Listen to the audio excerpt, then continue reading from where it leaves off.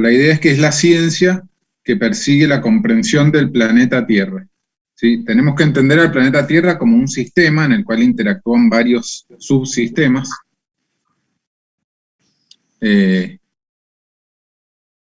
Entonces, la Tierra como sistema está compuesto de varias esferas, ¿sí? Que se fueron formando a lo largo de la formación del planeta. Esperen que tengo el chat que me molesta. Vamos a ver. ¿Sí? A lo largo de el planeta Tierra, a ver, tiene una historia, por lo menos de la que se conoce, de la datación de los materiales más viejos que se han encontrado en el planeta y en general en el sistema solar, de unos 4.500 millones de años. Es difícil conceptualizar una escala de tiempo tan grande. Uno de los objetivos de la materia esta es que ustedes tengan una idea de las escalas de tiempo que involucra el tiempo geológico. Estamos hablando de 4.500 millones de años, desde que se empezaron a formar los planetas a partir de las colisiones entre material, digamos, entre polvo estelar, ¿sí? Que se fue aglutinando, fue coalesciendo en distintos cuerpos, fueron chocando partículas entre sí, formando partículas cada vez más grandes, y las que crecieron primero fueron capturando a las otras por efecto de la gravedad, y fueron formando lo que se llaman los protoplanetas, ¿sí? Que orbitando alrededor del Sol, y estos protoplanetas fueron barriendo con todo el material estelar que había a su paso, e incorporándolo, ¿sí? Esta incorporación de estos choques, digamos, a nivel estelar, produjeron gran cantidad de calor, ¿sí? Todas estas colisiones liberaron gran cantidad de calor, y entonces la formación de estos planetas, y de la Tierra en particular, comienza como algo de un planeta de material fundido, ¿sí? ¿Qué se empieza a enfriar? Se fue enfriando, ¿sí? Se va enfriando desde afuera hacia adentro. Vamos a ver las capas de la estructura interna de la Tierra, ¿sí? Cómo son progresivamente más calientes desde la capa superficial hasta el núcleo, pero se fue enfriando de esa manera, y aún hoy se sigue enfriando, ¿sí? Se sigue transmitiendo calor a través del planeta.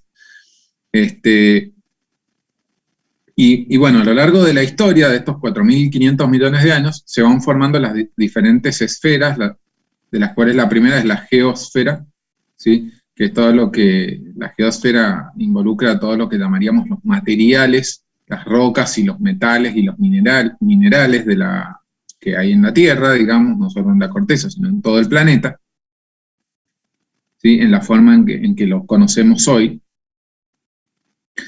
Y posteriormente, procesos posteriores, ¿sí? Empezaron a dar lugar a la aparición de las otras esferas, que son la hidrosfera, es decir, el agua, los océanos, los lagos, los ríos, las aguas subterráneas, ¿sí? La atmósfera, ¿sí? Los procesos que se daban en esta geósfera, digamos, de liberación de gases por diferentes procesos, que los pueden ver en detalle ahí en el material que les hemos subido y en los videos que les hemos subido.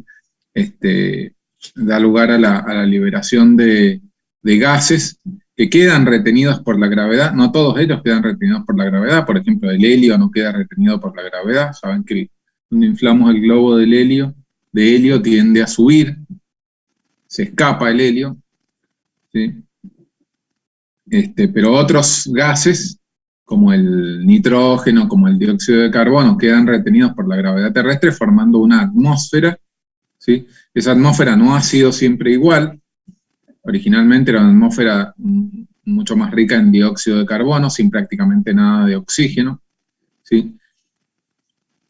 Y ahí entra a aparecer la biosfera con las primeras formas de vida, ¿sí? De bacterias que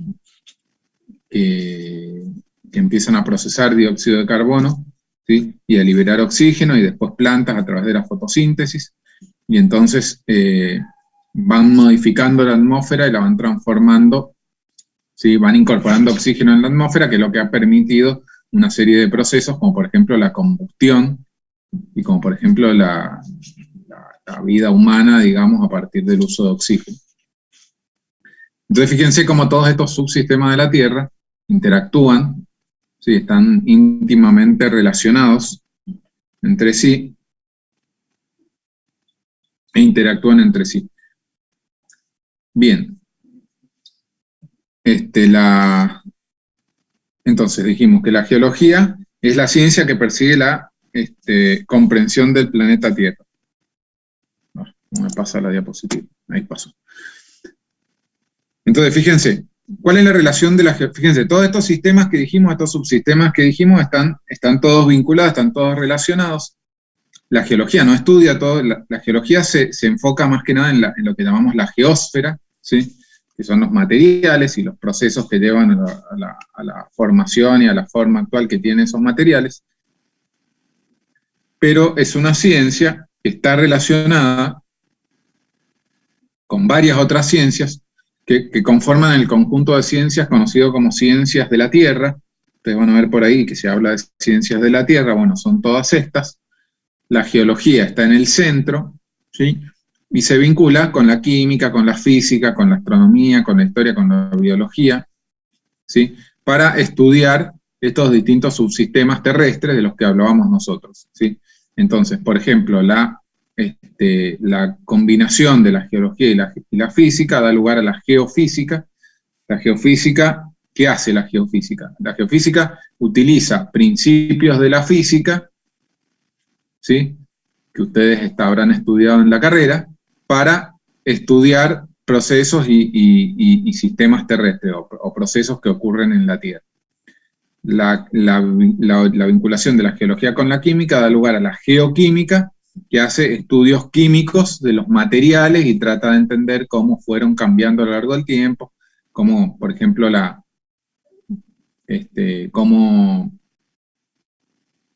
por ejemplo, en el ámbito petrolero, los geólogos, los geoquímicos que estudian las rocas que contienen el petróleo como vaca muerta, en base a estudios geoquímicos, pueden determinar si la cantidad de hidrocarburo contenida en esas rocas la hace apta para ser explotada comercialmente o no. Entonces, por ejemplo, ahí tenemos un uso de la geoquímica aplicado directamente al petróleo. La geofísica, por ejemplo, se usa para, hay empresas como Schlumberger, que la habrán escuchado nombrar seguramente, que se dedica a hacer estudios de sísmica. Son estudios geofísicos que les permiten a las compañías petroleras explorar para ver dónde hay más probabilidad de que tengamos un yacimiento de petróleo, ¿sí? La combinación de la geología con la historia forma la geocronología, que es cómo se suceden los hechos a partir del estudio de los depósitos, de los fósiles, del ordenamiento histórico de las rocas, ¿sí? La geología en conjunto con los conceptos de la biología nos da la paleontología, que se dedica a estudiar los fósiles. Bueno, y así, estas son menos importantes para el petróleo, como la astronomía, pero la geología y la astronomía tienen una vinculación también. Sí, este es el conjunto de ciencias de la Tierra que están alrededor de la geología y de las cuales la geología es como central para la aplicación de los conocimientos de todas estas ciencias en el estudio de la Tierra. Y a su vez, bueno, tenemos la geología y la geología aplicada, la geología aplicada es la aplicación de los conocimientos geológicos, fundamentalmente para la prospección de minerales. Uno de los minerales, digamos, y recursos en general, y recursos naturales aplicados a la explotación de recursos naturales como el petróleo y el gas, pero también como otros minerales que se explotan a través de la minería, ¿no es cierto? De los distintas técnicas de la minería. Bien. A su vez, la geología la podemos dividir en dos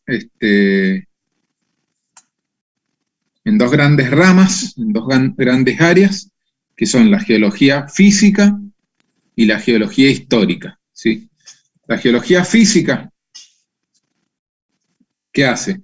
La geología física se dedica a estudiar los materiales y los procesos, los materiales que hay en la Tierra y los procesos que afectan a la Tierra en la actualidad, ¿sí?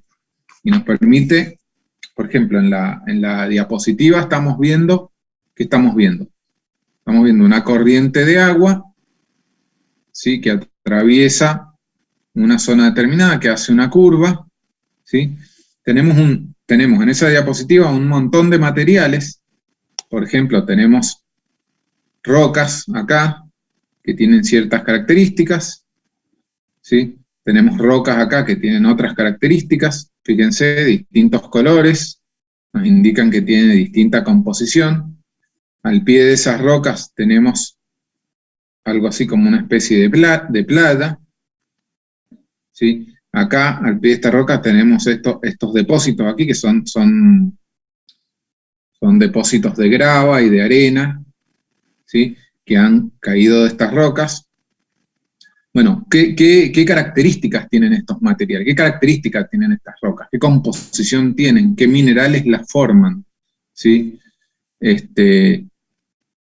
Hay una corriente de agua que evidentemente la corriente de agua ha excavado su curso en este macizo de rocas, porque fíjense que esta roca medio rosadita de este lado es muy parecida a esta roca medio rosadita de este otro lado, y encima de esa roca, de la roca rosadita, hay otra roca que es más oscura, que también la vemos acá, y si nos ponemos a ver de enfrente, de este otro lado tenemos la roca rosadita acá y la más oscura encima. Entonces fíjense, en todos lados tenemos este ordenamiento de una roca más oscura encima de una de color rosado, que tiene mayor espesor incluso, y eso, entonces, podemos decir nosotros que esto es todo un macizo de roca, originalmente, y que esta corriente de agua que lo atraviesa ahora ha acabado su curso profundizando, digamos, este macizo de roca previamente existente. Entonces, el proceso tenemos los materiales y tenemos el proceso del curso de agua que está recorriendo acá. Y bueno, y este curso de agua, los materiales que componían si esto originalmente era toda una roca completa, digamos, sin el hueco por el cual circula el agua. Los materiales estos, ¿a dónde fueron a parar? ¿Se volatilizaron? No, no se volatilizaron. Se los llevó el agua, ¿sí? El agua, para excavar este curso, ha ido erosionando, ¿sí? Recuerden, erosión, uno de los procesos de los que hablamos antes, o que mencionamos antes, ha ido erosionando, es decir, ha ido rompiendo la roca, ha ido rompiendo estos materiales, y transportándolo granito a granito, y llevándoselo de acá, ¿sí? Y a su vez, parte de los materiales que están acá, han caído acá, se van rompiendo, se van meteorizando, por efecto de los cambios de temperatura, por varios efectos que vamos a ver después, y van cayendo al pie de las paredes estas de roca, finalmente van cayendo al agua, y el agua se los sigue llevando. Entonces fíjense cómo hay una serie de, ¿cuál es la idea? Hay una serie de procesos, hay una serie de materiales que están sobre la superficie terrestre, sobre la Tierra, sobre la corteza terrestre, y hay una serie de procesos que interactúan con esos materiales y que los moldean, ¿sí? De cierta forma. Este es un ejemplo nomás. Hay otros procesos distintos, como por ejemplo un volcán haciendo erupción y dejando una colada de lava que se enfría y se transforma en una roca basáltica, ¿sí? Los materiales que dijimos que el río se ha llevado, los materiales de toda esta zona, y bueno, ¿a dónde los llevó? Los lleva a algún lugar y los deposita en algún lugar. Vimos antes que cuando desemboca en el mar, va depositando en el fondo del mar, un río va depositando estos materiales que se empiezan a enterrar y se empiezan a litificar y se empiezan a litificar y se terminan transformando de nuevo en una roca. Entonces, bueno, fíjense, hay una serie de materiales y una serie de procesos que están actuando ahora, actualmente en la Tierra, estos que son superficiales, pero hay otros que son profundos, ¿sí? Y todos esos procesos y esos materiales son los que estudia la rama de la geología, que es la geología física. Nosotros en esta materia vamos a ver mucho de geología física, porque todo esto yo les he relatado así brevemente. El proceso de erosión, transporte y sedimentación de un río, y antes de la formación de algunas rocas, pero nosotros vamos a ver en esta materia vamos a ver en detalle esos procesos, ¿sí? Entonces vamos a tener en la materia parte de geología física, gran parte de la materia de geología física. Esa es una de las ramas de la geología. Después tenemos la otra rama, que es la geología histórica. ¿Sí? La geología histórica se ocupa de estudiar el origen y la evolución de la Tierra, ¿sí? Es decir, la historia de la Tierra, que está grabada en las rocas. Lo que pasa es que hay que saber leerla, hay que saber interpretarla. Pero la idea es conocer la historia de la Tierra, cómo esos materiales que nosotros vemos se formaron, ¿sí? Se fueron formando y fueron cambiando a lo largo de todo el tiempo. Dijimos que el sistema solar y el planeta en particular se formaron hace unos 4.500 millones de años, ¿sí? Entonces, fíjense, tenemos 4.500 millones de años de historia de la Tierra. Este espiral, digamos, un poco trata de representar eso, ¿sí? Y hay varias, la historia de la Tierra se divide en distintas unidades de tiempo, ¿sí? Se divide en eones, en eras, en periodos. O sea, la idea de la geología histórica es hacer una escala de tiempo de la Tierra y entender qué fue pasando a lo largo del tiempo, ¿sí? Obviamente se tiene mucho menos conocimiento de las etapas tempranas porque no hay registros fósiles. A partir de un momento determinado empezamos a tener registros fósiles. A la existencia de vida se refieren los nombres que tienen estas eras, ¿sí? Estos eones y estos eras. Tenemos, fíjense acá, proterozoica, que es como significa de vida muy, me sale la palabra, de vida muy rudimentaria, por decirlo así, ¿sí? Y a medida que pasa el tiempo fueron apareciendo formas de vida mejores, formas de vida más importantes, ¿sí? Y entonces ustedes leen acá, fíjense, cenozoico, mesozoico, paleozoico, carbonífero, devónico, silúrico, precámbrico. Bueno, todas estas son las distintas unidades de tiempo de la historia de la Tierra y lo que pasó en eras, ¿sí? El Jurásico, acá con los dinosaurios, en fin. Esta es la geología histórica. Nosotros en la materia tenemos algo de geología histórica que es la unidad de estratigrafía, ¿sí? La estratigrafía un poco estudia cómo se fueron depositando las distintas capas de roca en las distintas épocas, en los distintos tiempos, ¿sí? Cuál es el ordenamiento en las capas de rocas en las rocas estratificadas que podemos observar hoy. ¿Sí? Y vemos también, bueno, también un poco de geología histórica en lo que es tectónica de placas, que es un poco la historia de cómo se fueron formando se formaron las placas tectónicas y fueron cambiando de posición en el tiempo.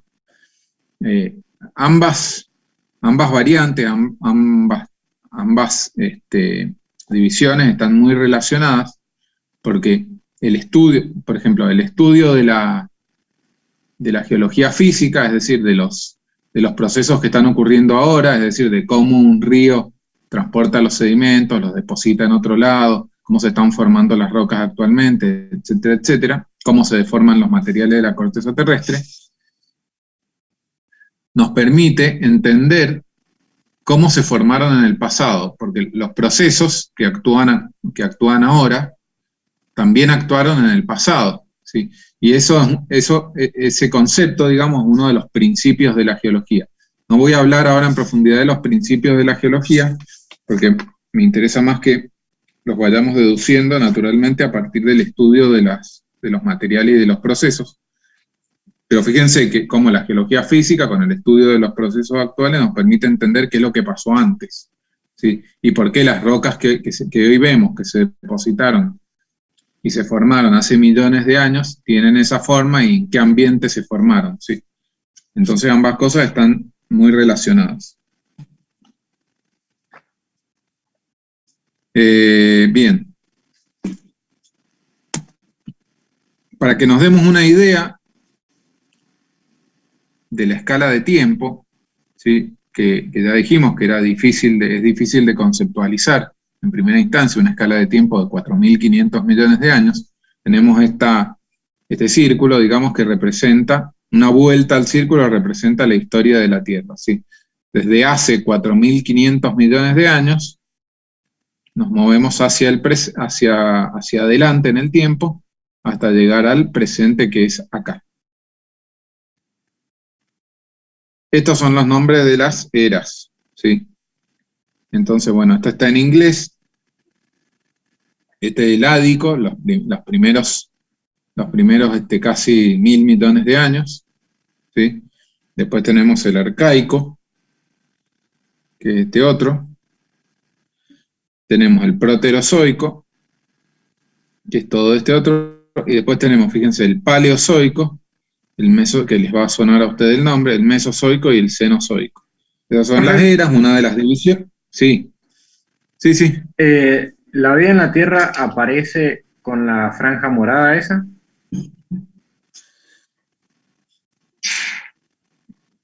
Claro, acá, fíjate, acá está indicado la primera vida, que eran bacterias, digamos, no esperes grandes animales, ¿sí? Esas bacterias comienzan a generar el proceso de fotosíntesis, ¿sí? Es decir, utilizar la luz solar fundamentalmente para extraer la energía y vivir, y tienen como subproducto, empieza la liberación de oxígeno, que es lo que va poblando de oxígeno a la atmósfera y que es lo que permite después la vida de otras formas de vida, ¿no? Pero ¿Profe, sí, eso está a escala? eso está a escala, entonces fíjate, bueno, a eso iba. Fíjense, estas son las eras, ¿no? Para que ustedes tengan una idea, pero ya la vamos a ver en detalle cuando veamos la unidad de estratigrafía, ¿sí? Pero fíjense, esta línea azul, esperen que me la tapa el cartel este. ¿Sí? Fíjense, por acá, lo que les decía yo recién, la atmósfera se vuelve rica en oxígeno. Y hay un efecto ahí que el snowball, que la Tierra como una bola de nieve, porque fíjense, la Tierra tenía una atmósfera de dióxido de carbono, ahora sabemos que el dióxido de carbono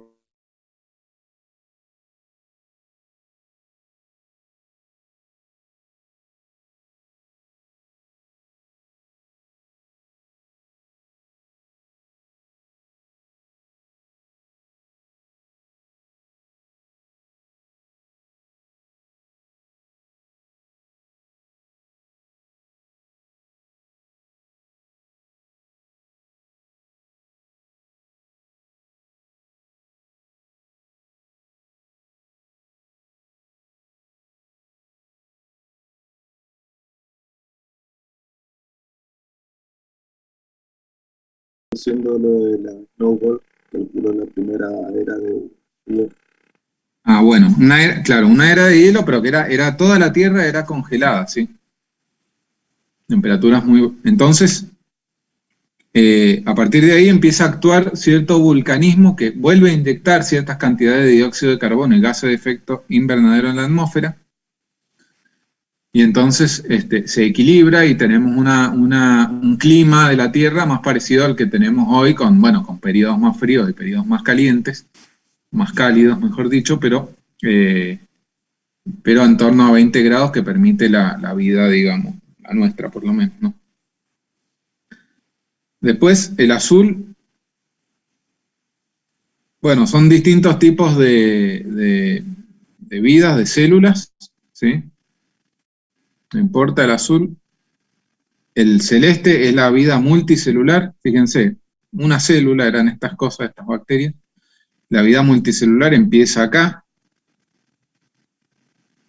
¿sí? Los animales empiezan acá.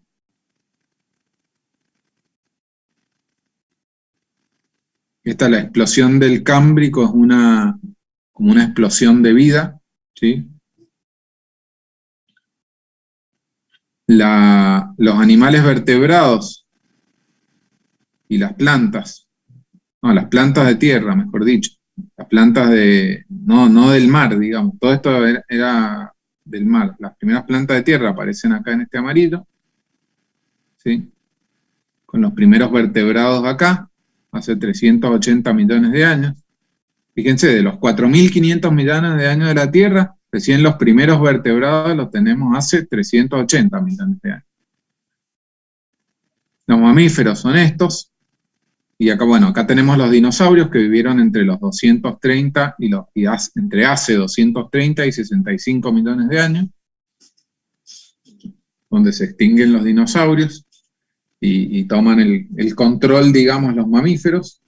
Y fíjense, los humanos, los primeros homínidos, que eran muy distintos a nosotros, empiezan hace 2 millones de años. Fíjense que prácticamente ni se ve el tiempo que desde los primeros homínidos, ¿sí?, hasta ahora han pasado nada más que 2 millones de años de los 4.500 millones de años y del Homo sapiens podemos hablar de, no sé, no tengo el número en la cabeza exactamente, pero no más de 30.000 años o algo así. ¿Ok? Estas cuestiones, bueno, no las cuestiones de la vida, porque en realidad las cuestiones más relacionadas con la vida, en la paleontología, no nos interesan tanto a nosotros, salvo por el hecho de que muchas de las rocas que tienen importancia petrolera se pueden datar gracias a su contenido fosilífero, ¿sí? Pero la escala de tiempo y el nombre de las unidades, estas cronoestratigráficas, de las eras, de los periodos, de las épocas, de los eones, lo vamos a ver en la unidad de estratigrafía, ¿sí? Pero es parte de la geología histórica. Profe, sí. Cuando había dióxido de carbono dijo que era más fría, hacía más frío. No, el dióxido de carbono es un gas de efecto invernadero, ¿sí? Como bien sabemos ahora. Porque pide que escape la radiación, ¿sí? Entonces es mucho más caliente. Lo que pasó es que estas formas de vida que empezaron acá, que hacen fotosíntesis, la fotosíntesis es lo que hacen las plantas. ¿Qué hacen las plantas? Utilizan la luz del sol y el dióxido de carbono y liberan oxígeno, ¿sí? ¿Correcto? O sea, el proceso de fotosíntesis implica una liberación de oxígeno. Entonces, estos organismos unicelulares comenzaron a liberar oxígeno en la atmósfera. En un momento determinado, o sea, se consumieron el dióxido de carbono y empezaron y liberaron oxígeno. Entonces, digamos, se consumieron el gas de efecto invernadero, el gas que mantenía la Tierra caliente. Y entonces, ¿qué pasó? Se empezó a bajar la temperatura a tal punto de que se congeló todo. Después, ¿qué pasó? Con el dióxido de carbono, ¿cuánto hacían? ¿Como 100 grados o más? No sé cuánto, pero como Venus ahora aproximadamente. Probablemente más. No tengo en mente el número. Profe, una pregunta. Sí. ¿No sabes si siguen existiendo alguna especie de procariota de esa época tan primitiva? No sé.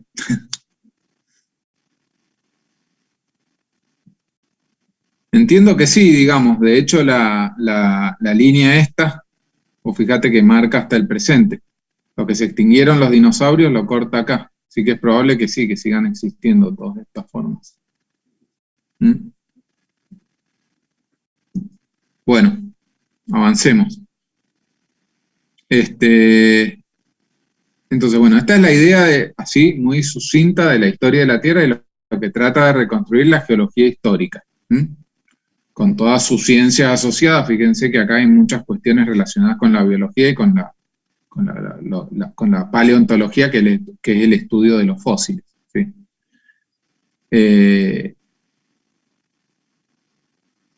El petróleo que nosotros extraemos se formó más o menos en esta parte, ¿sí?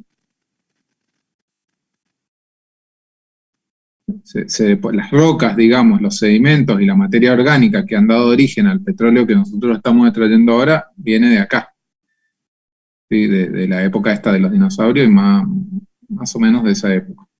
100 millones de años, por ahí, vaca muerta, ese tipo de formaciones. ¿Ok? Para que se ubiquen ustedes en el contexto general de la historia de la Tierra. Bien.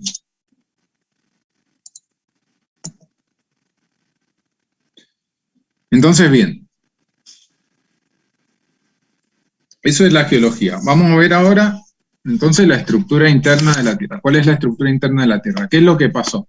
Bueno, esto está relacionado también, que la Tierra tenga una estructura interna como la que vamos a ver ahora enseguida, está vinculado a la forma en la cual se formó nuestro planeta, que ya mencionamos algo sobre que empezó con la colisión de material estelar, que fue coalesciendo en los protoplanetas, que esos protoplanetas fueron creciendo hasta que quedaron unos pocos, ¿sí? Los planetas no son todos iguales, tenemos los llamados planetas rocosos, que son los más parecidos a la Tierra, que son los, por ejemplo, Mercurio, Venus, Marte y la Tierra. Y tenemos los planetas, esto lo pueden ver con más detalle en el material que tienen ahí para leer. Y después tenemos los planetas gaseosos, los gigantes gaseosos como Júpiter, Saturno, Júpiter y Saturno fundamentalmente, y después tenemos los planetas de hielo como Plutón, creo que Urano. Los planetas rocosos como la Tierra, en particular la Tierra, digamos, nosotros no estamos todos seguros, tiene una estructura interna que viene de la forma en la cual se fueron enfriando. En particular la Tierra, bueno, después de la formación del planeta, que estaba hecho de todo este material fundido a elevada temperatura, a la gran temperatura producida por todo el choque de este material interestelar,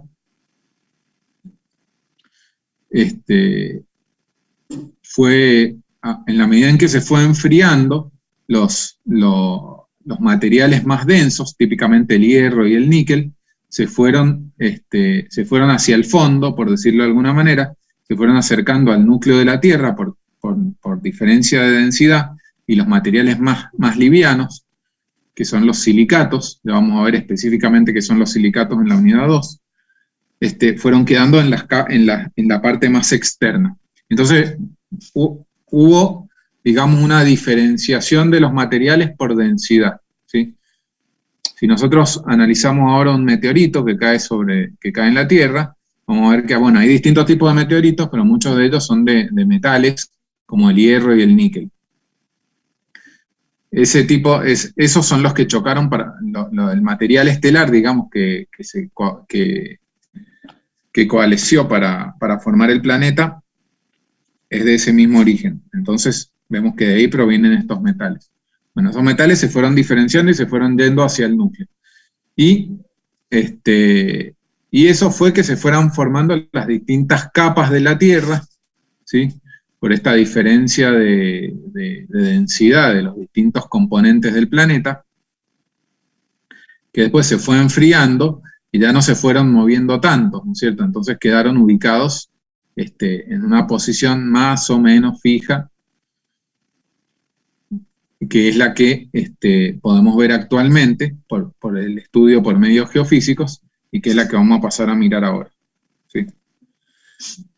Hay toda una parte de esta unidad que son los métodos por los cuales nosotros sabemos esto, ¿sí? Yo no voy a profundizar en los métodos, son métodos geofísicos basados en ondas sísmicas fundamentalmente, pero no voy a decir mucho más. Y eso ustedes lo tienen que leer, mejor dicho, lo tienen que ver en un video que tenemos ahí subido en el material en la página correspondiente. Nos vamos a centrar en la estructura interna, que también tienen un video que la explica, ¿sí? Fíjense, entonces, como decía recién, la Tierra está por esta diferenciación originaria de los materiales más densos, de los materiales que se separaron por densidad en distintas capas. ¿Sí? Y hay dos modelos conceptuales para entenderlas. Tenemos el modelo geodinámico, que es más nuevo, y el modelo geoquímico, que es más antiguo, y que se basan en las distintas propiedades de las capas de la Tierra. El modelo geoquímico se basa fundamentalmente en las propiedades vinculadas a la composición, ¿sí?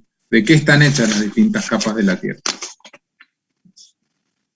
Entonces, si vamos desde la parte más externa a la parte más interna, tenemos la parte de arriba, que es la corteza, ¿sí? La corteza terrestre, sobre la cual vivimos nosotros, y que está compuesta de los materiales más livianos, típicamente rocas, ¿sí?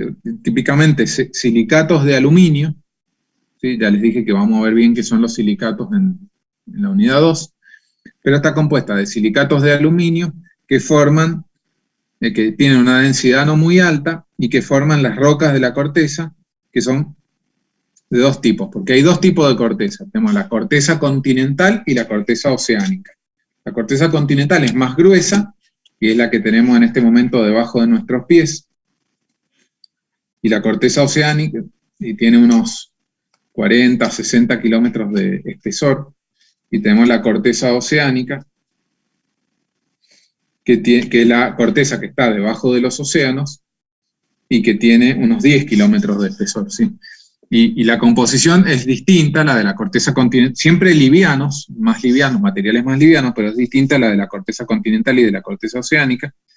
Entonces, la de la corteza continental tiene estas rocas graníticas, que ya también vamos a ver qué son en la unidad de rocas, y la corteza oceánica tiene rocas basálticas que tienen otros minerales un poco más pesados, ¿sí? Que los minerales de la corteza continental, y entonces hay una diferencia de densidad son un poco más densas los materiales de la corteza oceánica que los de la corteza continental. Esa es la primera capa, ¿sí? De la Tierra desde el punto de vista del modelo geoquímico. Después, debajo de la corteza tenemos el manto, que se divide en manto superior y manto inferior, ¿sí? El manto está compuesto por silicatos de hierro y magnesio, ¿sí? De alta densidad.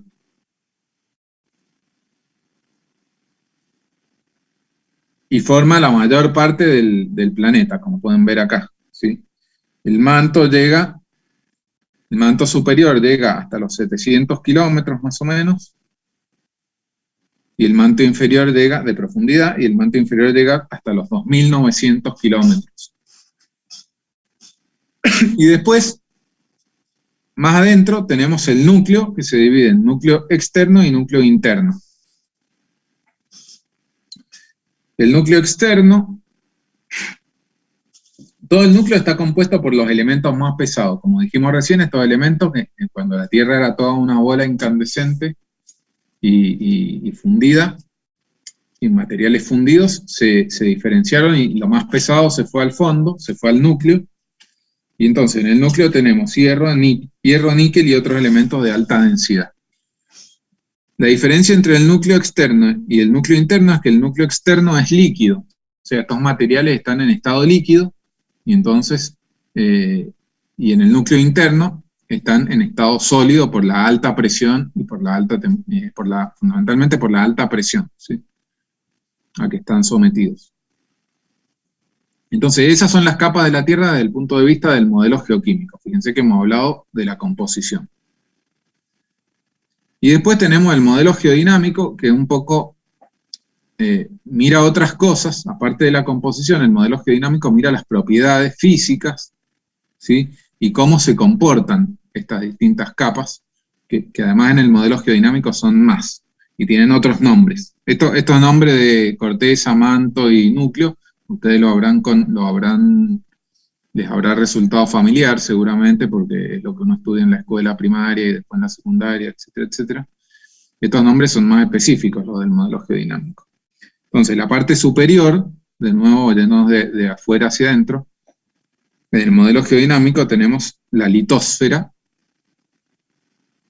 son estas denominaciones, que es el equivalente en el modelo geoquímico a la corteza más la parte superior del manto superior, ¿sí? Esa es la litósfera y es la parte rígida, ¿sí? La litósfera es sólido, digamos, y tiene un comportamiento rígido, ¿ok? Y también, bueno, está compuesta tiene la misma diferencia de la parte de corteza continental y corteza oceánica, pero es todo litósfera, ¿sí? Por debajo de la litósfera llega hasta los 100 kilómetros aproximadamente de profundidad, ¿sí?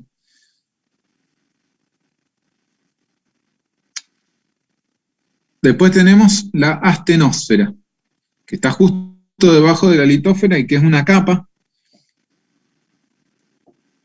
que es sólida, ¿sí? Pero está parcialmente fundida en algunas partes. En la parte superior está parcialmente fundida, ¿sí? Y se comporta con bastante plasticidad. Es decir, una capa con cierta plasticidad que es sólida, pero que tiene una parte fundida. Y eso tiene algunas partes fundidas. Y eso es importante porque esta parte fundida funciona como un patín, como un nivel de despegue, por el cual la litósfera se puede mover, digamos, más o menos libremente o puede resbalar por encima de la astenósfera, ¿sí? Y eso, ya vamos a ver enseguida, es lo que permite el movimiento de lo que se conoce como placas tectónicas, ¿sí? Después, por debajo de la astenosfera, tenemos lo que que corresponde, aparte del manto superior, por debajo de la astenosfera tenemos lo que se llama la mesósfera, ¿sí? Que es correspondiente al resto del manto. Sí. Entre la mesósfera y la astenosfera, ¿se encuentra algún otro tipo de capa destacable, o ya directamente abajo de la astenosfera es la mesósfera? No, todo esto es la mesósfera. ¿Sí? Todo esto es la mesósfera, desde la astenósfera hasta el borde este, que ya vamos a ver cómo se llama, ¿sí? Gracias. La mesósfera es sólida, ¿sí? Y tiene un comportamiento rígido, más rígido que la astenosfera, ¿sí? Pero con algo de plasticidad, o sea, no es rígida como la litósfera, sino intermedia entre la... Y después, en la base, y ocupa, bueno, la mayor parte igual que el manto. En la base de la mesósfera tenemos esto que no está puesto acá el nombre, pero que se llama nivel D o capa D, ¿sí? Nivel D, que es un nivel en el cual tenemos material fundido, ¿sí? Es el límite, digamos, entre el núcleo externo, que en el modelo geodinámico se llama endósfera, como dice acá, pero el límite entre la endósfera, o núcleo, y la mesósfera tiene material fundido. Y ese material fundido, en algunas partes, ¿sí? Forma como unos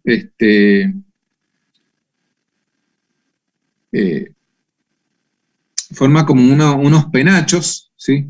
Unos flujos de material fundido que ocasionalmente llegan hasta la litósfera, ¿sí? Entonces, como corrientes de material fundido, corrientes de magma. El magma es la roca fundida, ¿sí? Como introduciendo algo de nomenclatura. Este magma, ¿sí? Estos penachos, en algunos casos llegan hasta la litósfera. Y en algunos casos generan erupciones volcánicas, erupciones de magma muy fluidas, que por ejemplo,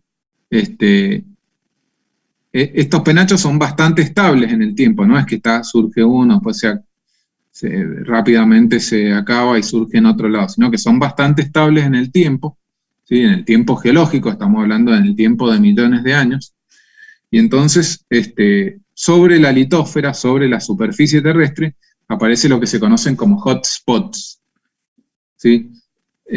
Por ejemplo, las islas Hawái son un hotspot, son un lugar donde uno de estos penachos del nivel D, de magma fundido del nivel D, impacta en la litósfera y genera erupciones volcánicas de tipo hawaiano, como que forman islas volcánicas. No es el único lugar donde hay este tipo de comportamiento, ¿sí? Hawái, después hay otras islas, hay otras islas en el Océano Índico, ¿sí? Hay varias posiciones en la Tierra conocidas como hotspots, que son normalmente lugares donde se producen este tipo de erupciones. En general, todas las islas volcánicas son de este tipo. Y hay otras zonas donde, sin llegar a impactar tan directamente en la litosfera, generan una curvatura de la astenosfera hacia arriba, este tipo de penachos. Y por ejemplo, bueno, hay algunos estudios que indican, que indicarían, por interpretación, que nosotros acá tenemos uno debajo de lo que es la zona de Auca Mahuida y el volcán Domuyo, que está en Neuquén, en el norte de Neuquén, ¿sí? Hay algunos estudios muy recientes que indicarían, todo esto en potencial, porque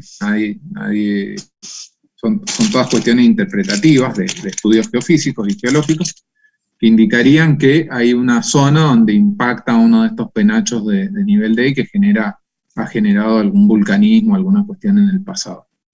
¿Sí? Profe, Sí. ¿los penachos cómo Diga. hacen para subir? Porque uno pensaría que tienden como a bajar en realidad. No, son corrientes de magma fundido que atraviesan la mesósfera y llegan, en algunos casos, hasta acá. ¿Sí? Son como canales dentro de la mesósfera. ¿Sí? Todo esto es por interpretación de estudios de lo que se llama tomografía sísmica, ¿sí? No es que nadie haya bajado y visto cómo son los penachos eso, ¿sí? Son interpretaciones que coinciden con algunas observaciones indirectas que se pueden hacer con este tipo de estudios, uno de los cuales es tomografía sísmica, en base a dónde ocurren sismos, dónde hay epicentros de sismos y qué forma tienen y qué características tienen. Los geólogos y los geofísicos deducen este tipo de cosas, ¿sí? Esto es todo objeto de estudio actualmente. Profesor, una pregunta. ¿Sí? Que capaz que no me quedó muy claro, era similar a la duda del compañero. ¿Bajo qué principios físicos justamente se forman estos penachos? ¿Por qué ese material todo fundido tiende a escapar a la superficie? Bueno, eso no está muy claro, ¿sí? No se sabe muy bien por qué, no se sabe tampoco bien por qué en algunos lugares, ¿sí? Y en otros lugares no. Profe, Parece que está relacionado, ya te escucho, parece que está relacionado con la distribución de los continentes, donde se producen, digamos, a ver, ¿cómo tenemos que entender? Ya lo vamos a ver enseguida, pero se los adelanto un poco. La Tierra en general es un sistema, se puede entender como un sistema que funciona para disipar el calor del núcleo, ¿sí? Parte del calor ese originario, hay dos cuestiones. Parte del calor originario de las colisiones esas que formaron el planeta ha quedado atrapado en el núcleo porque es la parte que ha estado más alejada del espacio exterior, digamos. O sea, esto se va enfriando de afuera hacia adentro, es como el pan, cuando lo sacás del horno, se enfría de afuera hacia adentro, ¿correcto? Lo mismo pasa con la Tierra. Entonces tenemos calor remanente originario en el núcleo. Adicionalmente hay calor, esta diferenciación originaria en la cual los materiales los materiales más pesados se fueron hacia el núcleo, genera también una liberación de calor que tiene que ver con el cambio de energía potencial en energía térmica, ¿sí? Yo no sé los detalles de esa teoría, pero hay simulaciones computacionales que han hecho que son compatibles con lo que se observa. Entonces, bueno, lo importante es que hay una cantidad de calor contenida en el núcleo de la Tierra. Otra fuente de calor es el decaimiento de materiales radioactivos, ¿sí? Entonces, hay varias fuentes de calor que hacen que el núcleo esté más caliente que el... Entonces, la Tierra funciona como un disipador de calor, básicamente, ¿sí? El calor se va disipando desde el núcleo hasta el espacio exterior, atravesando todo el planeta. ¿Ok? ¿Qué pasa? esa distribución de calor, esa disipación de calor no es homogénea, porque hay heterogeneidades, o aparentemente hay heterogeneidades en las distintas capas de la Tierra, en la mesósfera, en la corteza. Sabemos que hay muchas heterogeneidades porque las podemos ver directamente, ¿sí? No sabemos tanto de la astenósfera y de la mesósfera y de las otras capas, pero sí por observaciones indirectas se puede saber que hay heterogeneidades en la distribución de los materiales, en las densidades y en el contenido de calor, lo cual hace que no todo el calor se disipe uniformemente en los 360 grados sólidos, digamos, del planeta, ¿sí? Entonces hay zonas donde el calor se disipa más rápidamente que en otras, y esas heterogeneidades generan la aparición de canales por los cuales ese calor se puede disipar más rápido, y entonces este material fundido, que contiene más calor que el material no fundido, puede acceder a la superficie más rápidamente, ¿sí? Este material fundido del contacto entre la mesósfera y el núcleo puede ascender por ciertas vías más rápidamente hacia la superficie. Y lo que se ha visto es que eso aparentemente tiene que ver con la distribución de las masas continentales. Por ejemplo, algunos estudios recientes indican que cuando se forma un supercontinente, ya vamos a ver enseguida qué es un supercontinente rápidamente, pero es cuando todas las masas continentales están juntas, no están distribuidas como ahora, que tenemos un continente por acá, otro continente por allá, sino que están todas juntas en un solo continente, por ejemplo Pangea, que lo habrán oído nombrar. Esa es una configuración sumamente inestable, ¿sí? Y rápidamente esa configuración genera que haya una pluma del manto, de estas que vemos acá, por debajo de ese supercontinente, que termina partiéndolo al medio y dividiéndolo, ¿sí? Entonces, pero bueno, no está muy... son todas teorías que nadie sabe 100% que es así. Son todas teorías que son compatibles con algunas observaciones muy limitadas y muy indirectas que tenemos del interior de la Tierra. No sé si eso contesta la pregunta. Sí, profesor, lo contesta bastante bien. Muchas gracias.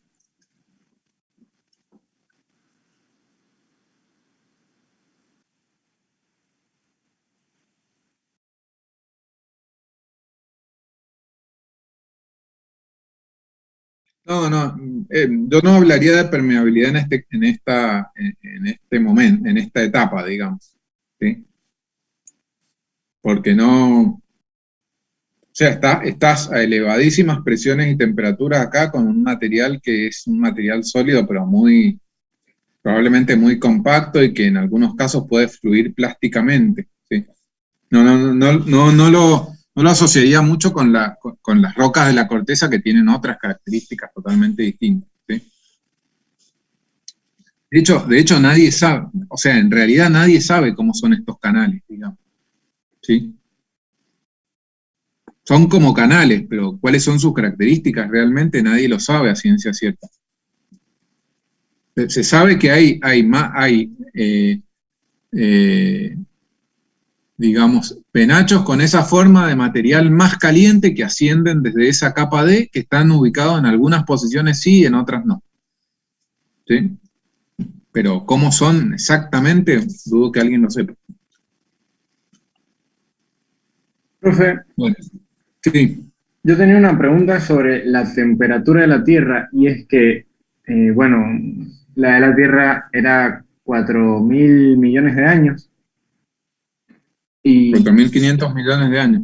4.500, y buena parte todavía no se ha enfriado. ¿Por qué tarda tanto en enfriarse el planeta? Bueno, tenés más o menos 6.000 kilómetros de radio. El calor del núcleo, aparte de que se está generando nuevo calor todo el tiempo, cada vez menos, por esto que te decía yo del decaimiento de los minerales radioactivos, ¿sí? El decaimiento de los minerales radioactivos, cuando los minerales más inestables, como el uranio, van liberando energía y van pasando a otros más estables a lo largo de millones de años. Eso genera calor, entonces eso aporta calor, cada vez menos porque se van gastando, claramente. Pero además ese calor tiene que atravesar 6.000 kilómetros todo esto que estamos viendo acá. O sea, tarda millones de años en disiparse. Cuando planetas más chicos, como Marte, han perdido el calor, hasta donde se sabe, ¿sí? Porque bueno, es Marte, tampoco es que nadie haya estado allá.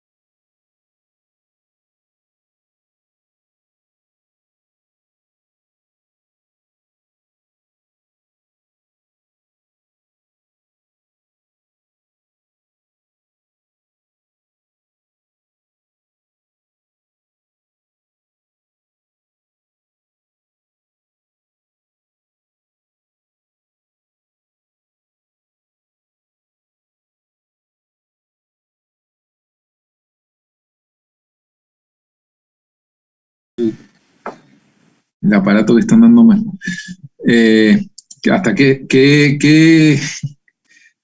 ¿Hasta hasta dónde escucharon? Estaba hablando de Marte. Algo de Marte. De Marte. Bueno, planetas más chicos. Si alguien hubiera ya. Claro, planetas más chicos. Lo que les decía es que el calor del núcleo hace que la Tierra funcione como, de alguna manera, se puede entender como un organismo vivo en el cual tenemos procesos en superficie, como levantamiento de montañas, que hace que haya corrientes de agua, vientos, etcétera, etcétera, ¿sí? Que son debidos a la disipación esta de calor que viene del núcleo. Hay planetas más chicos que la Tierra que se han enfriado, que están fríos, que no tienen núcleo, que no tienen calor del núcleo, o que tienen mucho menos calor del núcleo, y que no tienen tectónica, como Marte, por ejemplo. ¿Sí?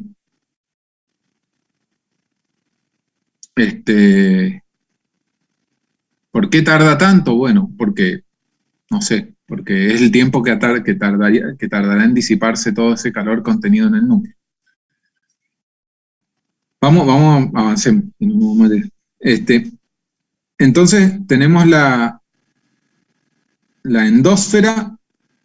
Entonces, bueno, debajo de ese nivel D tenemos la endósfera, que es dividida también en dos partes, que es el núcleo externo y el núcleo interno, en la cual el núcleo externo está fundido, como dijimos recién, y el núcleo interno no.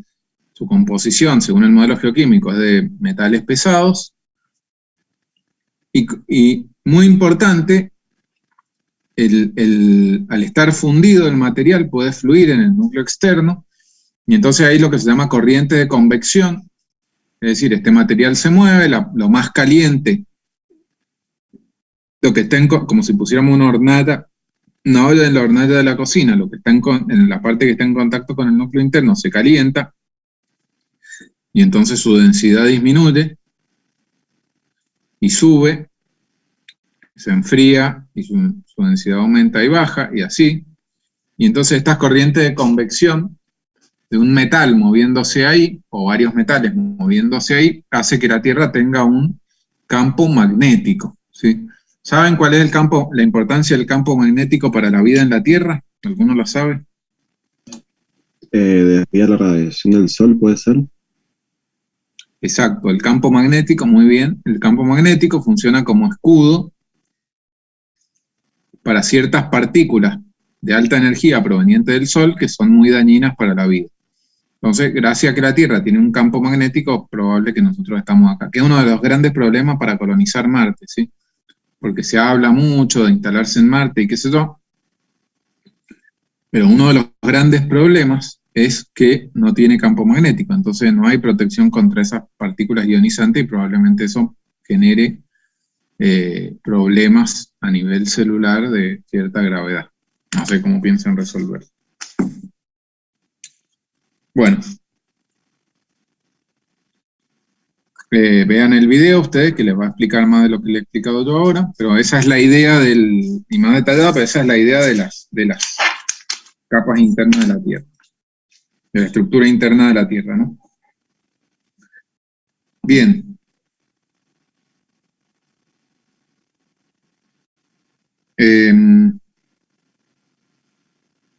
digamos, a menos que estén muy cansados y quieran hacer un recreo.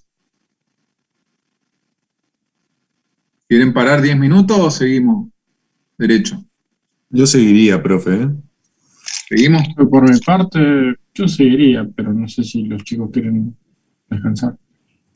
Diría que si quiere hacer un break, que lo haga, si quiere, menos cuarto, y después sería el break hasta las 8, si quiere, pero No, yo está estoy bien, así. digamos, para seguir. Si ustedes están bien, lo que pasa es que si empiezo con el tema que sigo, después no voy a interrumpir para cortar. Se me va a cortar la explicación.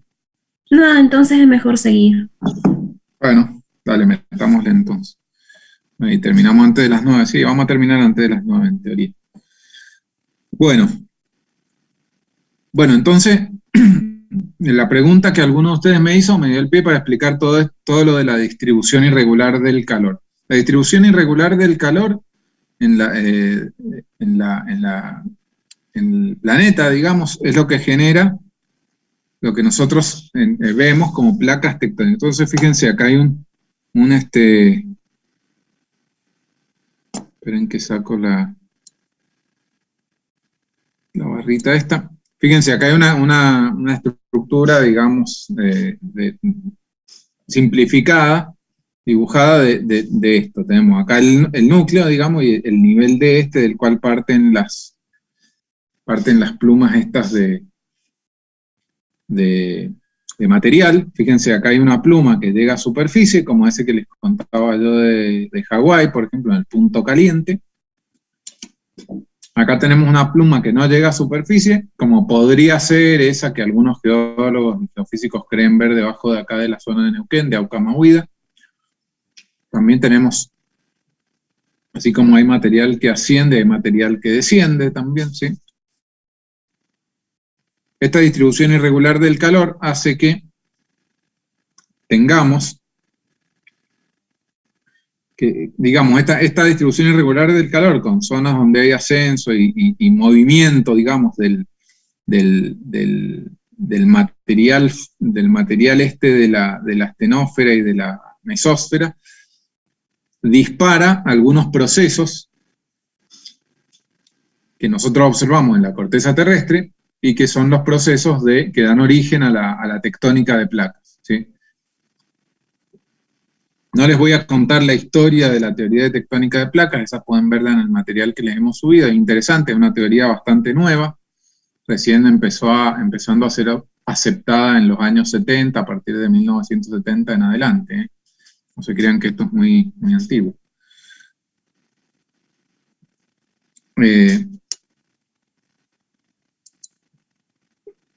Fíjense, bueno, acá, este es interesante porque este es el mapa del flujo calórico de la Tierra. Fíjense esto que les decía yo, esto está medido, ¿no? Como tenemos zonas que en general no coinciden con los continentes, donde el flujo calórico, es decir, la cantidad de calor que está fluyendo hacia el exterior a través de un metro cuadrado acá, un metro cuadrado acá, un metro cuadrado acá, es distinta, ¿sí? Y normalmente coincide con esta zona. Fíjense. Profe, Sí. es el flujo calórico que vendría del núcleo, no el calor que hace en la Tierra, digamos. Claro, no es el calor que hace en la Tierra, es el calor que viene del núcleo. ¿Mm? ¿Por dónde se escapa el calor que viene del núcleo? Bueno, se escapa más por acá, por el medio del Océano Pacífico, que por acá. ¿Sí? Fíjense que las zonas donde menos flujo calórico hay coinciden con los continentes, ¿no? ¿Correcto? En general. Bueno. ¿Y eso tiene que ver con los penachos? Eso tiene que ver, no, eso tiene que ver con los penachos, seguramente, pero tiene más que ver con que los continentes, fíjense, dijimos que la corteza continental era de silicatos livianos y que tenía como 40, 60 kilómetros de espesor. Y la corteza oceánica tenía 10 kilómetros de espesor. Entonces fíjense que los continentes actúan como una capa aislante. Es decir, son es como una capa aislante que es peor conductor del calor. La corteza continental es peor conductor del calor y más grueso que la corteza oceánica, que es más fino y mejor conductor del calor. ¿Ok? Entonces,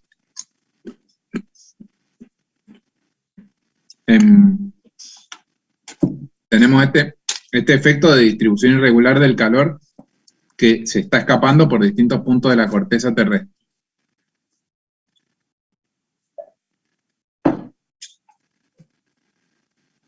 Esta distribución del calor, fíjense que entonces esto tiene que ver con lo que yo les decía recién, que un supercontinente genera enseguida una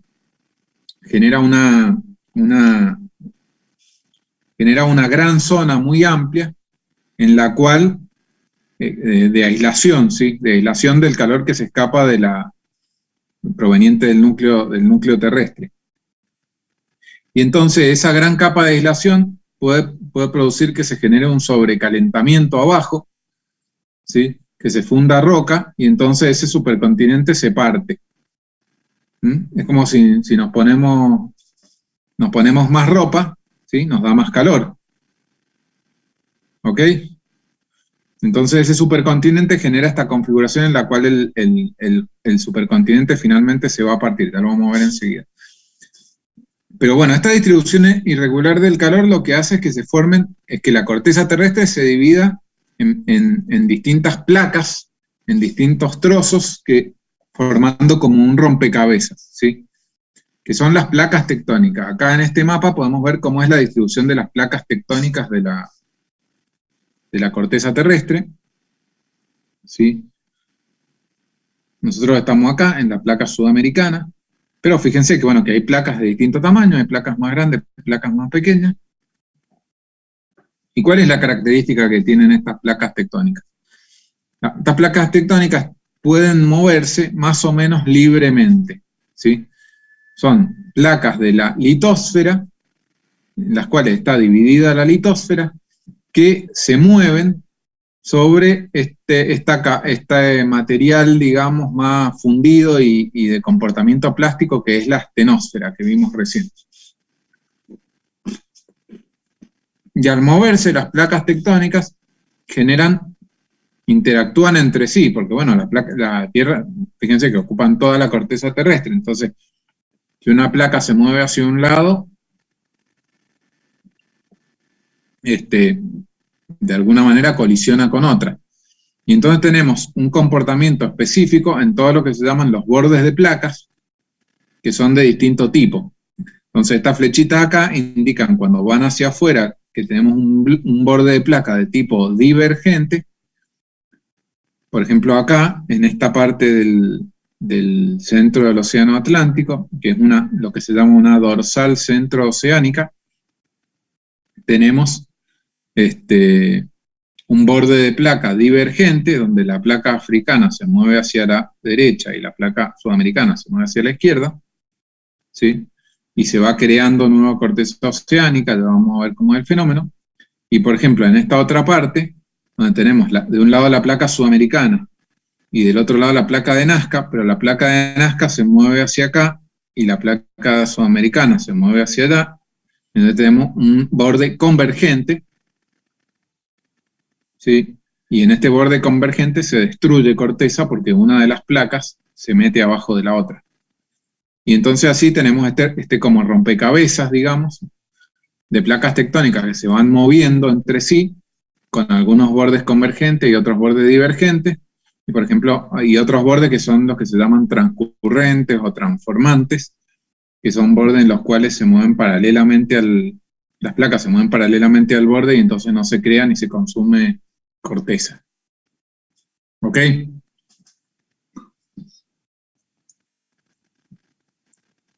Entonces, por ejemplo,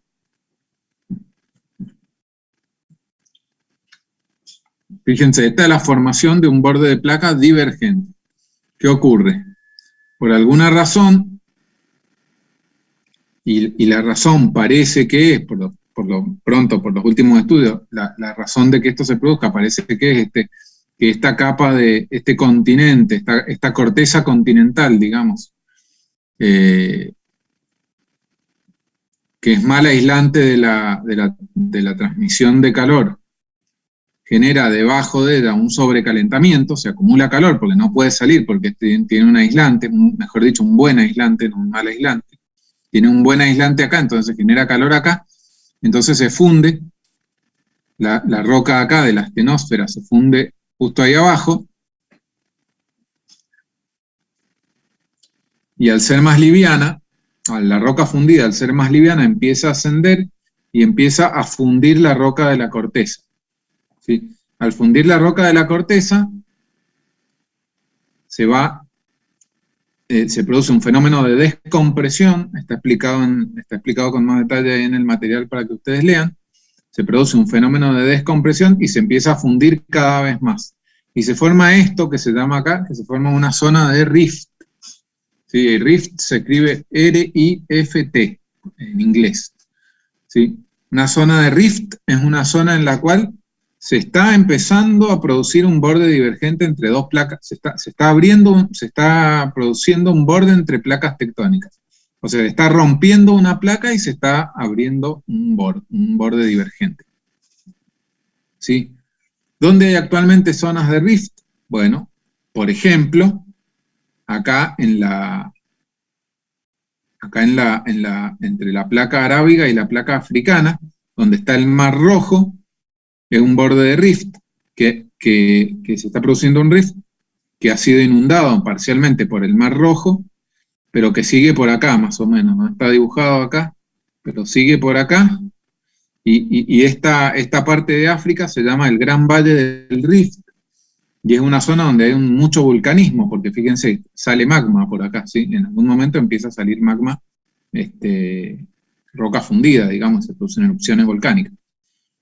¿Qué pasa? En todo el Gran Valle del Rift se está rompiendo la placa africana. Fíjense que la placa africana es todo esto, pero se está rompiendo por acá y se está formando ahora, frente a nuestros ojos, una nueva placa tectónica.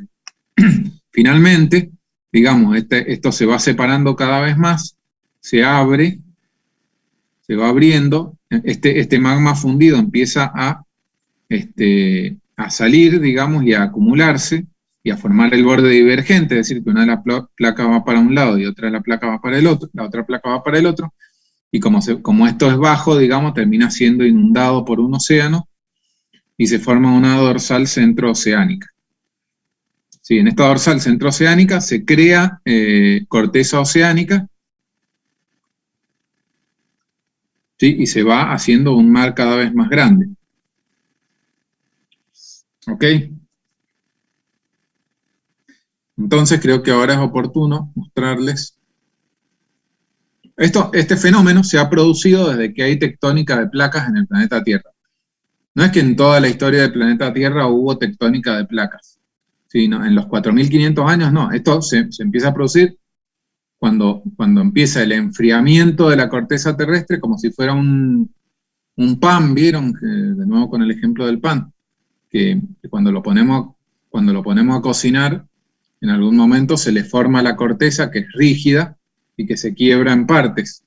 Bueno, algo similar, digamos, salvando las distancias, es el origen de la tectónica de placas en la Tierra. Cuando se empezó a enfriar el planeta y la corteza se volvió rígida y se quebró en placas que comenzaron a tener esta dinámica. Y dentro de muchos años se van a subdividir en más las placas tectónicas. Bueno, claro, fíjate que esto está actuando ahora. Acá se está abriendo el Mar Rojo y se está formando una placa nueva que va a dividir la placa africana en dos. Ese es un ejemplo. Hay otras zonas donde también se produce. Vamos a ver, fíjate, pero se ha podido hacer la reconstrucción de cierta parte del pasado. Se los voy a mostrar ahora. Fíjense este video. ¿Lo están viendo? Bueno, fíjense. El Cámbrico, no se fijen tanto en los nombres de las edades porque todavía no lo hemos visto, pero hace 520 millones de años. O sea, antes de 520 millones de años atrás no se sabe. Pero sí los registros permiten ver cómo fue la distribución de los continentes a partir de unos 500 millones de años atrás. Fíjense cómo ahí las placas han ido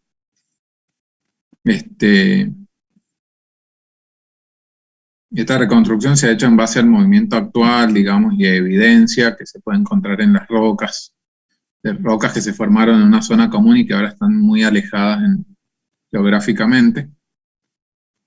¿Sí?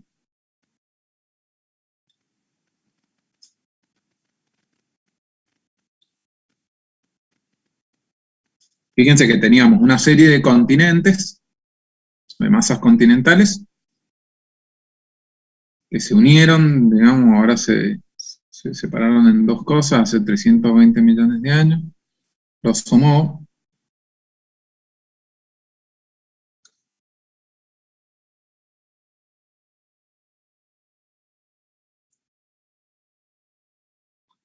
Ahí se está formando uno de estos supercontinentes que les decía yo.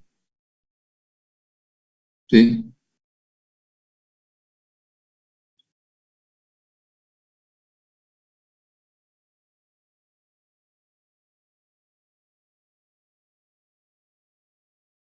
Fíjense que estamos en el Jurásico, hace 190 millones de años. Fíjense que ya se empiezan a intuir algunos de los continentes que conocemos ahora. Bueno, acá le han superpuesto los países, entonces es más fácil verlos, pero fíjense que tenemos acá Sudamérica, que estaba pegado a África, lo que ahora es África, ¿no? Tenemos acá la Antártida, por acá tenemos América del Norte y por allá Eurasia, ¿sí? Hace 190 millones de años estaban así.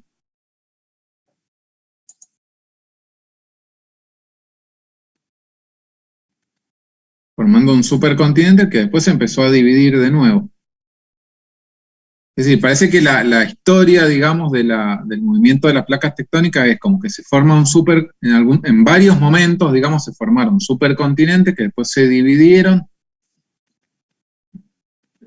y evolucionaron hasta volver a formar un nuevo supercontinente que después se dividió y así sucesivamente muchas veces a lo largo de la historia de la Tierra, ¿sí? Solo conocemos los últimos episodios, que son estos que estamos viendo. Fíjense, ahí se empieza, miren, hace 100 millones de años. Hace 100 millones de años se han formado algunas de las rocas que dieron origen al petróleo actual, más o menos. A partir de hace 100 millones de años, también un poco menos. Estamos en el Cretácico, ¿sí? Más o menos la época de la formación de las rocas que ahora nosotros llamamos vaca muerta. Fíjense que acá se empieza a separar América del Sur de África. ¿Sí? Esta parte de acá es una dorsal, ¿sí? Esta cosa que veíamos recién, este proceso que yo les mostraba recién en la diapositiva, ¿sí? Se abrió, se empezó a llenar el océano y se empezaron a separar, ¿ok? La placa africana de la placa sudamericana. Sigámoslo viendo. Entonces, fíjense cómo va creciendo el océano Atlántico, digamos, y esa dorsal que se abrió ahí es lo que se llama dorsal centroatlántica, ¿ok? Hace 80 millones de años estábamos así, 70, 60, ya estamos ahí, en 65 se extinguen los dinosaurios. Para que ustedes miren la India, cómo viene acá, miren cómo viene la India. Va a chocar contra la placa asiática, euroasiática, y levanta ese choque, esa colisión de placas genera el levantamiento de los Himalayas, que están acá. Ahí viene Australia también para arriba.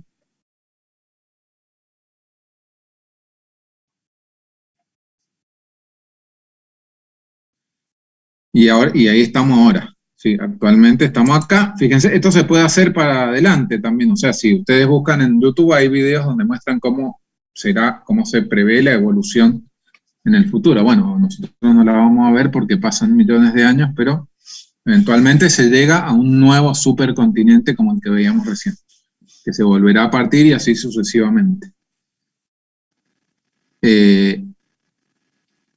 Fíjense, vamos a Google Earth. Profe, Sí. ¿y este movimiento al día de hoy sigue su ritmo? O sea, no se sabe si millones de años más adelante se puede cambiar todo otra vez. Sigue y se mide. Sí, se sigue esta simulación. Así es lo que decía recién, así como está hecha hacia el pasado, digamos, se hace hacia el futuro en base al movimiento actual de las placas que se puede medir con GPS diferencial y otras técnicas, ¿sí? Y se sigue hacia el futuro, digamos, se ve cómo se sigue abriendo el océano Atlántico. Busquen en YouTube, hay algunas simulaciones que muestran hacia el futuro también, cómo va a ser. Por ejemplo, ahora se está abriendo el Mar Rojo y el Gran Valle del Rift de África que va por ahí, ¿sí? Más o menos por ahí. Esto en algún momento se llena de agua y se separa de ahí, así como se separó África de América del Sur en algún momento, ahora se está separando África de esta parte otra de África. Y después si te venís al Mediterráneo, Italia, si no recuerdo mal, el Adriático, que es este de acá, se está achicando, entonces Italia va a terminar colisionando contra lo que ahora es Serbia, digamos, Eslovenia, todos esos países de ahí. ¿Sí? O sea. Una pregunta.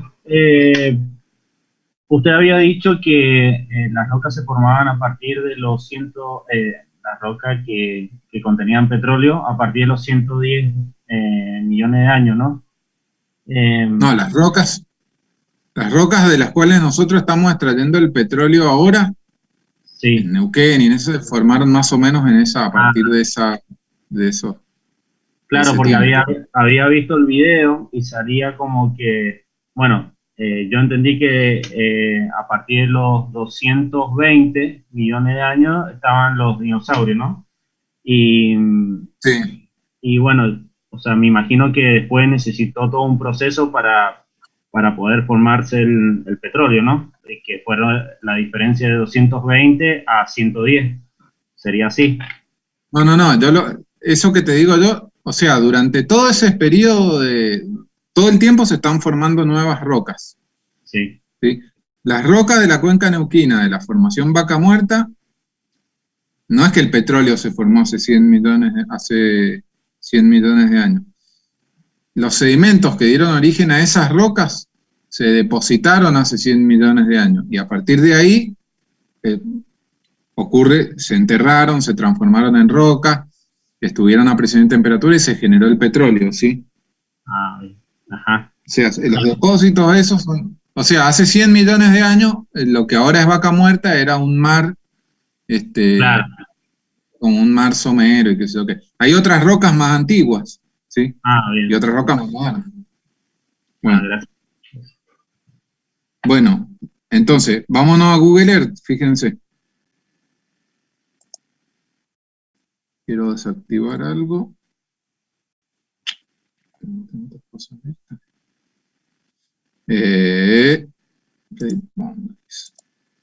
Fíjense. América del Sur, África, la dorsal centroatlántica. ¿La ven ahí? Esa costura. Bueno, esa costura que se ve ahí todo a lo largo del océano Atlántico se llama dorsal centroatlántica y es el borde divergente entre la placa africana y la placa sudamericana, que se empezó a separar hace más o menos como 200 millones de años, no me acuerdo cuándo era la fecha, ¿sí? Y acá se está creando corteza oceánica, ¿sí? Fíjense. O sea que lo vemos actualmente, eso. Lo vemos acá. Gracias, Google. Bueno. Entonces hay un borde divergente. no todos los bordes son divergentes. Dijimos que hay bordes de placa convergentes, que es donde una placa, por ejemplo acá, que tenemos la placa sudamericana, que vimos que se movía hacia acá, y la placa de Nazca, que se mueve para el otro lado. Entonces, ¿qué pasa cuando se encuentran esas dos? Una es corteza continental, que somos nosotros, Sudamérica, y otra es corteza oceánica. Cuando se produce la colisión entre las dos placas, una de corteza oceánica, otra de corteza continental, la placa de corteza oceánica, que es más densa, la litósfera esa oceánica, se mete debajo de la otra, como acá. ¿Ven? Ese proceso se llama subducción. Y este choque, digamos, de placas genera unos esfuerzos muy grandes y producen el levantamiento de una cadena montañosa o de una cordillera. Entonces, la subducción de la placa de Nazca debajo de la placa sudamericana es lo que ha provocado el levantamiento de la cordillera de los Andes, que está sobre este borde del continente sudamericano, ¿sí? Tenemos una cordillera asociada a un borde de placa de tipo convergente, ¿sí?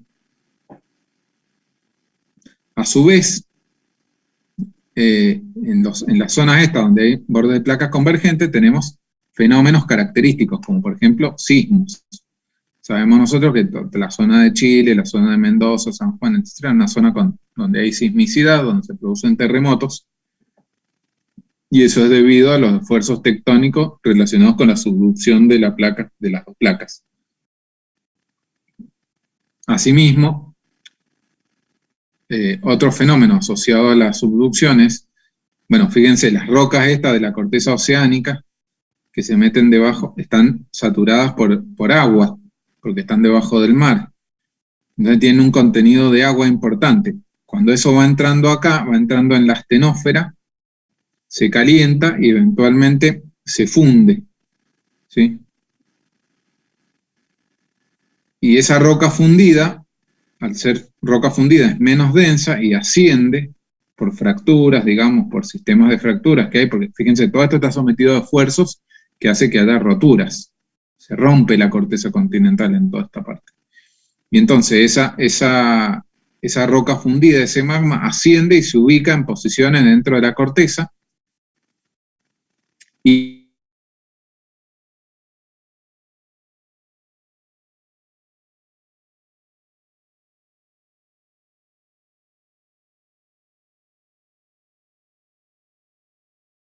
unos poquitos totalmente del lado argentino, porque mientras más, fíjense, la zona de subducción está costa afuera de Chile, ¿sí?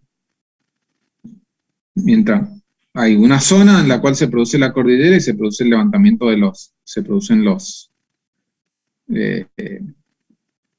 magma que llega a superficie y genera los volcanes, ¿sí? En una posición bastante específica, digamos, bastante limitada, que depende un poco del ángulo de la subducción esta, que es variable y no se sabe muy bien debido a qué varía en algunas zonas. Pero la idea en general es esta, ¿sí? Entonces fíjense cómo la tectónica de placas hace que se levanten montañas, ¿sí? O sea, el calor del núcleo disipándose de manera heterogénea y desigual a través del planeta, a través del manto, ¿sí? Genera la división de la corteza en placas, que se mueven. Ahora vamos a ver por qué se mueven las placas. Y esta división en placas, este movimiento de las placas hace que se generen, por un lado, que se cree corteza oceánica en algunas partes, pero por otro lado que se eleven montañas en otras partes. Y este desnivel de la montaña hacia de zonas más altas y zonas más bajas, hace que fluyan corrientes de agua, así que las nubes choquen contra las montañas, descarguen, generen ríos. O sea, toda la dinámica que nosotros conocemos de los ecosistemas terrestres tienen su origen en esta distribución desigual del calor y en la tectónica de placas, ¿no? Después, por otro lado, tenemos los bordes transformantes, que son bordes en los cuales no se crea ni se genera corteza. Por ejemplo, hay uno acá, en la costa oeste de Estados Unidos, ustedes habrán oído, pero sí genera terremotos muy grandes. Por ejemplo, ustedes habrán oído la falla de San Andrés, ¿sí? Que es una falla famosa que, bueno, generó el terremoto de San Francisco en 1911 y otros más. Bueno, pero esos bordes transformantes no crean ni destruyen corteza. Profe, Bueno, y después de acá, sí. cualquier tipo de choque entre placas, ya sea oceánica con continental o continental con continental, forman cadena montañosa.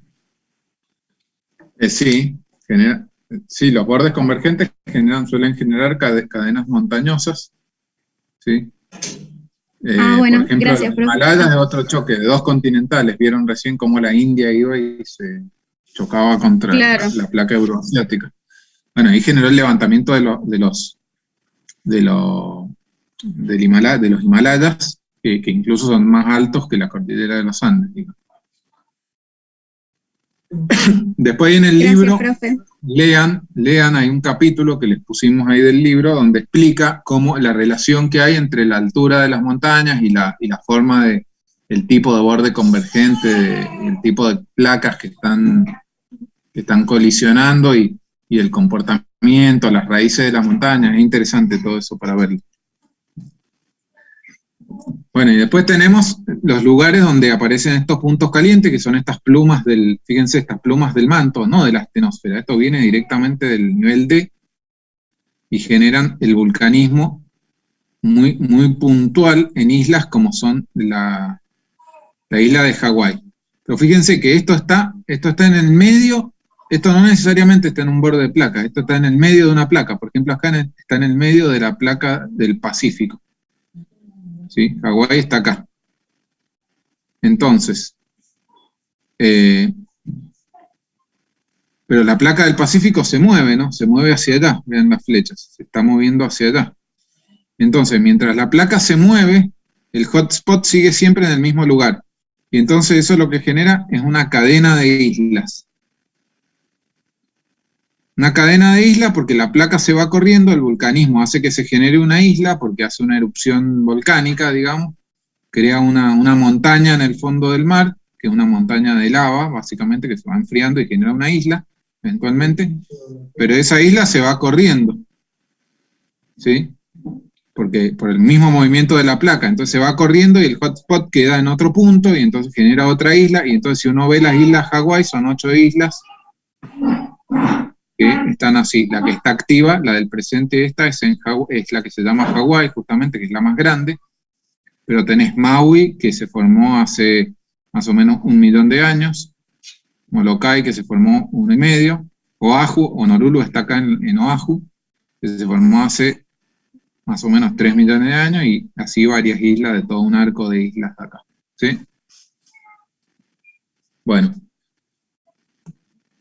Y acá, bueno, un panorama completo, fíjense, de toda un corte, digamos, a lo largo de una forma. Por ejemplo, una dorsal acá, podría ser, por ejemplo, del Pacífico, ¿sí? Tenemos una dorsal, donde se forma corteza oceánica, y entonces la placa esta se mueve para acá, y la placa esta se mueve para acá. Después acá tenemos una zona de subducción, ¿ok? Donde se formó un arco de montañas con vulcanismo. Porque tenemos acá una placa que viene para el otro lado, entonces hay una colisión ahí, entre una placa con un borde convergente, ¿sí? Y después acá hay una zona donde se está formando una zona de rift, porque hay una elevación de la astenósfera acá, se está fundiendo la corteza en esta parte, y entonces acá, esto ahora es una zona de rift, y eventualmente se va a formar un borde divergente, y esta placa se va a dividir, como está pasando en África. Y acá, bueno, para el otro lado lo mismo, otra zona de subducción, y en el medio tenemos borde transformante. Sería como un panorama, digamos, un corte general de todo el comportamiento de una serie de placas, de formación de placas con distintos tipos de borde. ¿Sí? Bueno. Bueno, no hace falta decir de nuevo esto. Lo único que les quiero decir, sí. En el instante en que chocan dos placas continentales, ¿en ese instante se forma toda la montaña o va de a poco? Una vez que chocan, siguen No. haciendo presión. Instante es un exceso del lenguaje, digamos. Esto pasa. Vos calculás que las placas tectónicas, por ejemplo, esto medido con GPS, por ejemplo, esta placa se mueve acá más o menos. Te lo puedo mostrar directamente. Espérate, te lo muestro. Activo el Plate Boundaries. Fíjense, este es un mapa de las placas tectónicas, lo van a usar para el práctico. Vengámonos a esta parte. Fíjense, esta es la zona de subducción entre la placa de Nazca y la placa de sudamericana. ¿Ves? Borde azul, borde convergente. Si yo cliqueo aquí, me muestra la velocidad.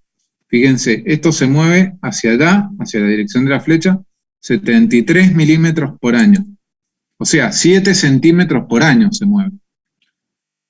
¿Ok? Esa es la velocidad. Y es una velocidad bastante alta, hay otras que se mueven más despacio. Entonces, esa velocidad tan lenta va generando el levantamiento de montañas, pero a lo largo de millones de años. Es un proceso instantáneo. A su vez, este movimiento es lo que sostiene las montañas. Si por alguna razón se cortara la subducción, acá, dejaría de acumularse esfuerzos, dejarían de formarse las montañas, que actualmente se siguen formando, ¿sí? Los Andes, y esta montaña empezaría a sufrir una serie de procesos de pérdida de raíces. Bueno, hay una serie de procesos que están explicados en el libro, que exceden un poco los alcances de esta materia, pero son todos procesos que tardan millones de años en producirse. ¿Sí?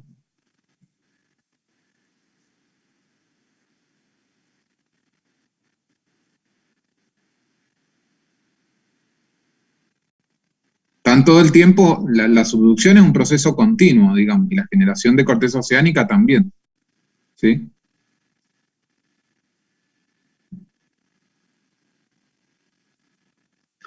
Podría detenerse, por ejemplo, acá dijimos que hay un rift que se está formando. A lo mejor por alguna eventual razón, suponete que esto se dejara de producir, que esto se dejara de entrar roca fundida acá y esto se detuviera, bueno, pero se va a formar en otro lado, porque se mantiene siempre un equilibrio, digamos. ¿Sí? Pero estamos, ya les digo, estamos hablando de millones de años. Fíjense, nosotros vimos la separación de África y América. O sea, desde la formación de ese borde divergente entre África y América, ¿no? Hasta la posición actual, con todo el océano Atlántico en el medio, han pasado 200 millones de años. Recuerden que el ser humano lleva el homínido lleva sobre la Tierra, ni siquiera el ser humano, desde el primer antepasado nuestro, lleva 2 millones de años, como vimos en una diapositiva. La separación de África y América hasta su punto actual lleva 200 millones de años, para que se hagan en la cabeza una perspectiva del tiempo que ha transcurrido. Bueno, para terminar, vamos a ver brevemente qué es lo que mueve, efectivamente, qué es lo que hace esta... O sea, está bien, dijimos que la distribución desigual del calor a través de la corteza terrestre y de la astenósfera y del manto genera las placas y todo esto, y pone en movimiento las placas. Bueno, vamos a ver brevemente cómo lo pone en movimiento y cómo es la cosa. Y eso tiene que ver con una sutileza, con una particularidad de la estructura interna de la Tierra. Nosotros habíamos dividido la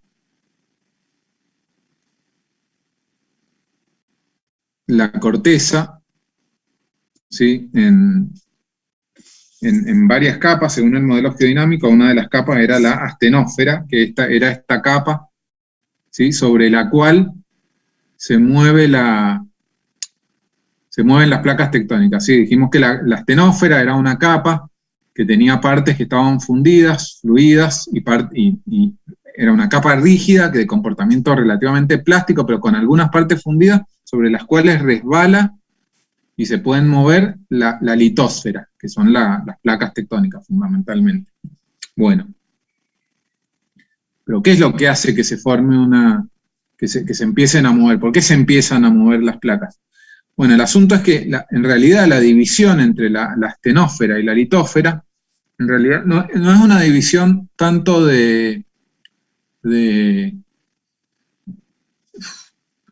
no una división que esté en un lugar específico a una determinada profundidad, sino que es el límite en el cual se empiezan a fundir las rocas, ¿sí? O sea que es una separación dada por la temperatura, en particular por la isoterma de más o menos 1600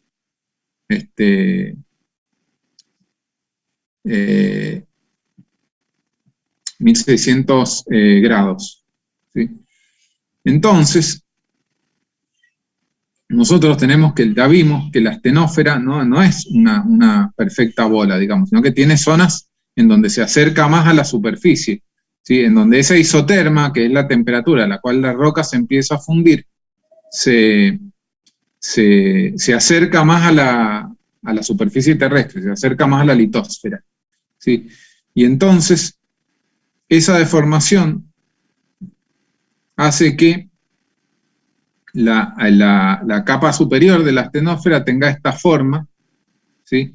Tenga esta inclinación. Fíjense, ven que al subir, al levantarse acá la isoterma esa de temperatura que hace que marca el límite en el cual se empiezan a fundir los materiales, tenga esta inclinación. Tiene una inclinación para este lado y una inclinación para este otro lado. Y entonces la litósfera, por gravedad, se empieza a desplazar, ¿sí?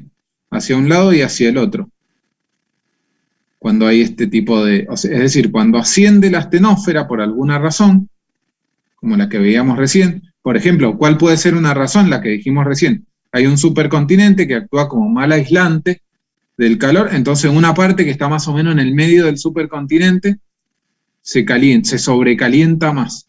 Al sobrecalentarse más significa que hay más calor cerca de la superficie. Entonces la isoterma esta de límite que se empiezan a fundir las rocas, se acerca a la superficie y agarra esta configuración. Esta configuración como con planos inclinados a un lado y al otro, que está acá, ¿sí? Y esa configuración de planos inclinados hace que la misma litósfera empiece a resbalar para un lado y para el otro y se empiece a abrir. Cuando se empieza a abrir, sube más la astenósfera y empieza a fundir acá, y como resultado tenés la formación de una dorsal, o sea, primero de un rift, de un valle del rift, y después de una dorsal, y ya puso, y ese desplazamiento, esa configuración, digamos, hace que por gravedad la litósfera resbale a un lado y al otro del plano inclinado, ¿sí? Entonces no es la convección, no son esos, sino es gravedad, es por gravedad la fuerza que pone en movimiento a las placas tectónicas, ¿sí?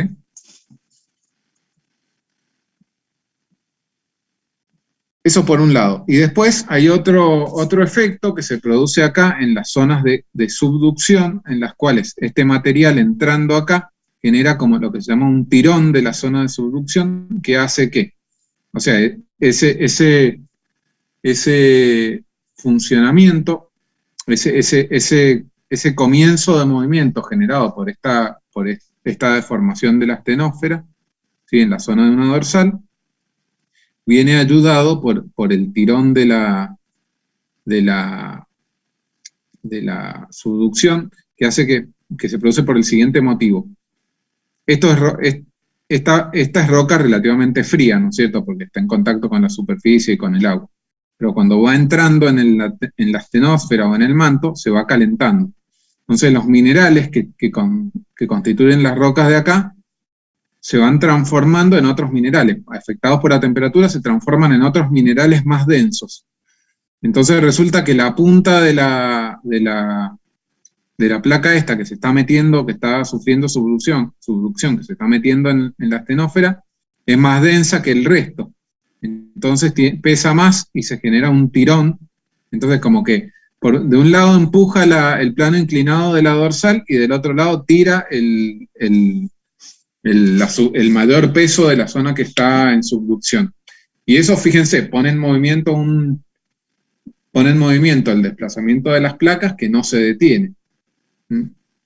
No se detiene, digamos, sigue ocurriendo, porque es como un ciclo que se realimenta.